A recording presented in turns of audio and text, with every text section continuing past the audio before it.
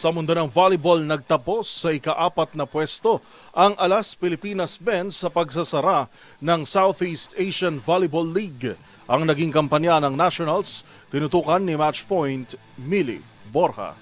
Nalaglag sa ika-4 na pwesto ang Alas Pilipinas Men matapos ang straight sets loss sa Indonesia sa pagsasara ng kanilang kampanya sa 2025 Southeast Asian Volleyball League Leg 1 noong linggo. Nagtapos ang Pilipinas na may 2-2 win-loss record, pareho ng Vietnam na may mas mataas na sets 1 points. Ang Indonesia ang nakasungkit ng silver sa 3-1 record, habang nasungkit ng Thailand ang kanilang ikatlong sunod na gold medal.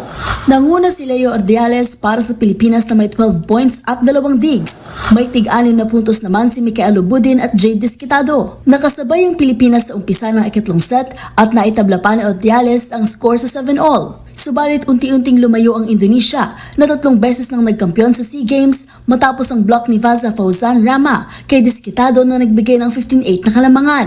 Tuluyan ang naiwan ng Pilipinas sa 23-14 matapos ang opportunistic play ni Nathaniel Jason bago tuluyang sinarado ni Ernest Arabi Boy ang laban sa pamamagitan ng kill mula sa kanan.